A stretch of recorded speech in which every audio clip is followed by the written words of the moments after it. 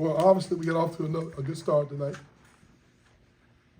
And we moved the ball, made the extra pass. I thought we were in attack mode from the beginning. And we challenged our guys to, to start developing that mindset that allows you to come with the same level of energy every time you play. And they responded, I thought, in the first half. And I'm very proud of them for that. Normally, our rotation players normally come in and give us exceptional amount of energy. They had a little dip tonight. They wasn't quite as sharp as they have been, in some of the other games we played. But that's a learned process that they're going through. It's not easy mentally, emotionally, when you got this many new guys trying to figure it out. So I was glad to see them, but they responded when they came back in the second half. So I think our team was still growing. Obviously, Malik Ewan is showing that he's improving with each game. I think Jameer is steady. The effort is really good from all the other guys. And I love the chemistry of the team. They have the ability to call each other out. But I'm pleased that for the most part our effort is consistent. I don't know how many deflections we got tonight, but I think it was quite a bit. I think we set another record of, I think we have 13 steals? 15. Ooh, are you serious? 15? Chandler at 5. Yeah, that's exceptional. That's getting 3 stops in a row 3 times, and that leads. And when you get 8 kills, it's been statistically proven that you win 97% of your games. So that's important to us, and it gives you something to shoot for when you're out there playing. It kind of energizes you. You understand that the more of those we get, it's just statistically proven out. We can make a lot of mistakes, do a lot of other things, but if you get 8 kills a game, you have to play really, really bad on offense in order to lose. So our kids are buying into that, and I think that we give them a couple of days off, and then obviously we're gonna come back in and see whether or not we can continue to keep working together and learning more about each other. As coaches, learn a little bit more about the rotations that we need to utilize during those tough games, and that's still a work in progress as well. Take questions for Coach. What are Daquan Davis's best qualities? He only has one speed.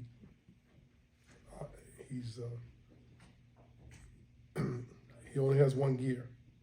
That's with all his heart and all his soul. And he has an unselfish spirit. He's extremely confident for a youngster, and he's a tremendous addition to our program. We don't like to label kids, but he and Boston are our point guards, and I think they were 9 for 10 between them tonight. That's pretty efficient at that spot. Plus with them picking up defensively and switching 1 through 5, they guard the centers as well. So we got a tremendous lift from that position tonight. Was there an intention for Malik to kind of be aggressive early, or is that just what the way it happened? I think he's getting more and more comfortable with how we play, and Malik has a different kind of skill set than most 5 center type people, and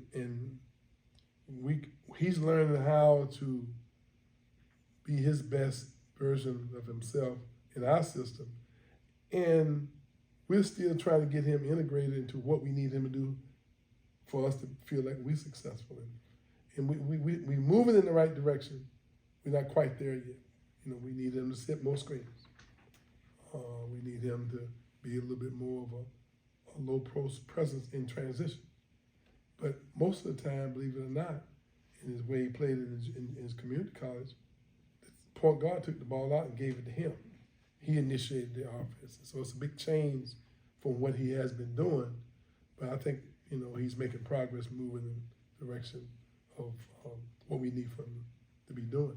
The exceptional thing he's doing is passing the ball. He's finding perimeter guys in good positions where they can hit some of those perimeter shots a lot better, because when people start doubling him, he has the vision, the savvy to find people on the perimeter. He's going after more shots and doing a better job rebounding. And I think he's only scratched the surface of what his potential will allow him to be. I know you like the chemistry going into the year, but are you impressed by how good it is with a group that is so mixed together, so new? Well, it's a challenge.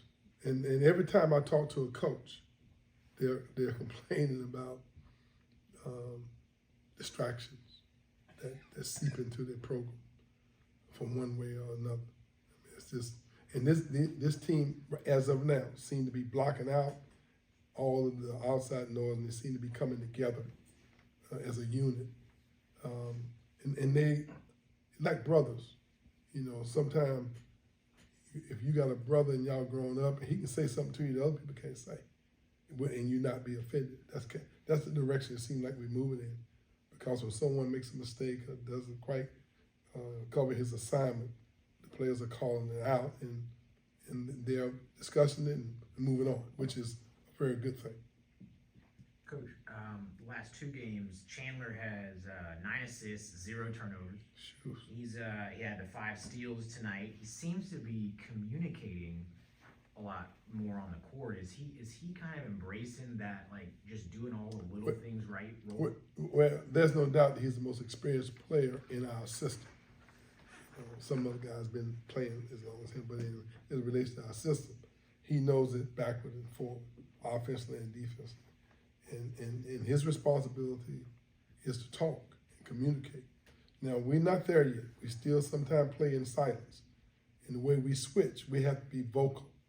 In the way you can't just instinctively do all that. You have to be talking, because people are doing different offensive maneuvers to try to get us off balance. So we have to be talking and communicating. And he's probably the most knowledgeable one with his understanding. So he's the one doing most of the talking, offensively and defensively, and especially in the huddles. Obviously, you guys played well up there, but were there any benefits to taking that trip up there and just kind of being away for a few days? No doubt, just being away from home, playing in a different crowd, having a routine, sometimes walkthroughs, sometimes practices, being on a schedule, having to absorb things without a whole lot of practice, that's good for us. To start getting the feel of what it's like. The biggest challenge for us is to not allow what I call basketball demons to raise their ugly head. They always seem to seep into your program one way or another, you know, sometimes unintentionally. But this team seems to be fighting it with us. And I think that it's understandable that we're having some dips, you know, this time of year with this many new players. But if we can just keep working on it, and hopefully we'll be worked out most of our kinks before we get heavy into the ACC conference race. Coach, thoughts about having the game was initially being in Asheville, but how great it is for FSU to be involved and step up for the Hurricane. The game was scheduled to be a fundraiser for Coaches of Nation, along with some other things there in the Asheville area. But they were just devastated by the floods, how it destroyed a lot of the facility that we were intended to play in.